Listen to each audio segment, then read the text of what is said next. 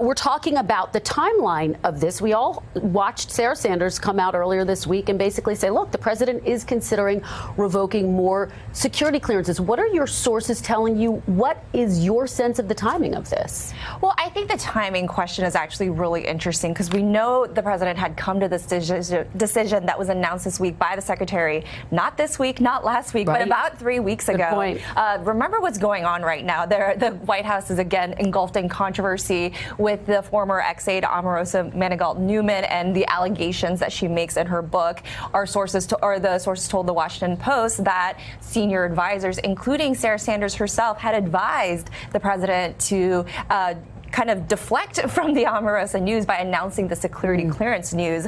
And as Peter very astutely pointed earlier, that the president really loves looking like he's strong and in charge. And that's why earlier this year he was so fixated on his pardon power. And it seemed like he was going to dole out pardons left and right. We haven't actually heard much about that since. But with all that in mind, I wouldn't be surprised that this continues as an issue in the coming weeks. I think it's an important point, particularly in terms of the strategy here.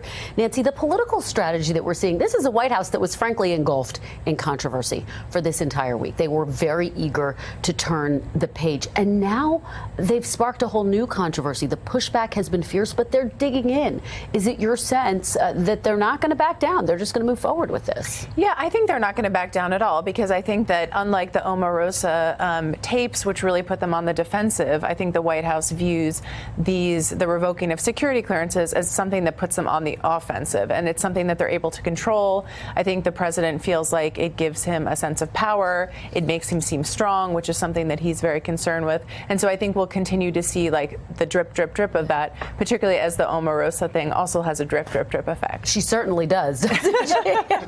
Jonathan, let me read you something that Jeremy Bash, who's of course also a contributor here, had to say that really caught my eye. This is what he told Axios today. He said, "My concern this morning is that Trump will strip the clearances of Bob Mueller and the investigative team. It's critical that Congress protect the Mueller investigation now by passing a law that makes it impossible for Trump to restrict the special counsel's access to classified information." So talk a little bit about that.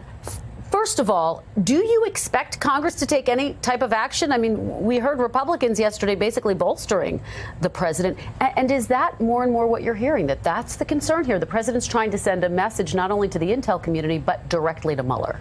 So, number one, no, I don't expect Congress to act. There's, on anything, in fact, yeah, well, perhaps. in particular on questions of protecting the special counsel in this way.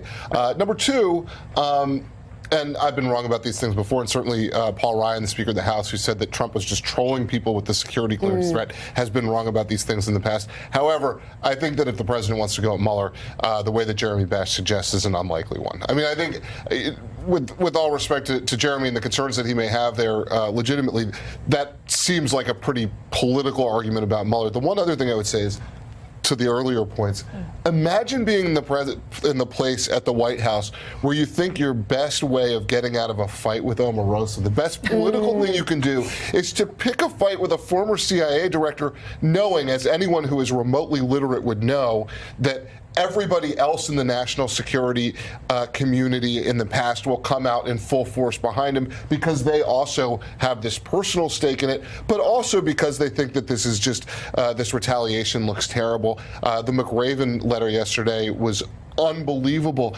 You've embarrassed us before the eyes of our children, and Mr. he led President. the bin Laden raid, Jonathan. I mean, he's someone who even President Trump's supporters might listen to. I mean, their support for him is unwavering, but he's one of these figures who holds a fair amount of weight, I would think. Right, and look, the Trump folks love to explode the idea that there are people with expertise, or that there are people who might oppose President Trump who are essentially unassailable. And we've seen some of our Boy Scouts of the past fall in certain ways. You know, whether you're talking about David Petraeus, or you're talking about potentially Jim Comey.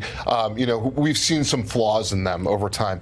McRaven has a sterling reputation, and it doesn't have any of that. I mean, doesn't have. There's really no way to go after this guy who basically built the operation to take bin Laden out. All right. Hey there, I'm Chris Hayes from MSNBC. Thanks for watching MSNBC on YouTube. If you want to keep up to date with the videos we're putting out, you can click subscribe just below me or click over on this list to see lots of other great videos.